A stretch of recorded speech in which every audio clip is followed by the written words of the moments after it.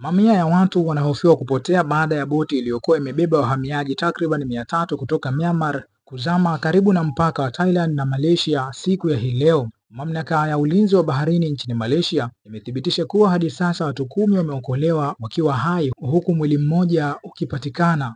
Taarifa kutoka First Admiral Romli Mustafa, mkurugenzi wa mamlaka ya usalama wa baharini wa majimbo ya kaskazini mwa Malaysia, Kedah na Perlis, zinaeleza kuwa jitihada za uokoaji bado zinaendelea baharini takriban siku 3 baada ya ajali hiyo kutokea. Kwa mujibu wa taarifa hiyo, boti hiyo iliondoka Buthidaung, Myanmar, ikiwa imebeba idadi kubwa ya wahamiaji waliokuwa wakikimbia mateso na umasikini. Hadi sasa waokoaji wamefanikiwa kuwanusuru watu wachache tu katika maji kwenye eneo la Langkawi, Malaysia. Miongoni mwa waliokolewa ni wanaume 3 kutoka Myanmar, wanaume 2 wa kabila la Rohingya na mwanaume mmoja kutoka Bangladesh, kwa mujibu wa taarifa iliyotolewa na vyombo vya habari vya serikali ya Malaysia. Boti hiyo kubwa iliripotiwa kuwa imegawanya abiria wake katika boti ndogo 3, kila moja ikiwa na takriban watu 100, kwa lengo la kuepuka kugunduliwa na mamlaka za mpakani wakati wakikaribia pwani ya Malaysia. Hata hivyo, hali ya boti nyingine 2 haijulikani hadi hivi sasa. Kundi la Rohingya ambalo ni wachache wa Kiislamu wanaokimbia Myanmar yenye Wabudha wengi limekuwa likikabiliwa na mateso makubwa kwa miaka mingi. Wengi wao hukimbilia mataifa jirani kama Malaysia na Thailand kwa matumaini ya kupata maisha bora na usalama.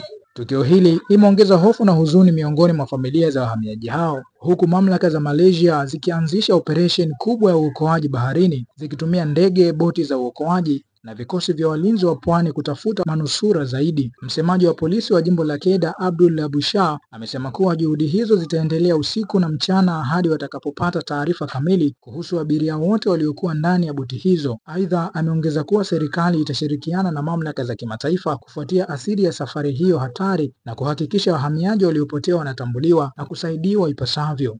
Bakari Chimpanga, Doc Nation TV.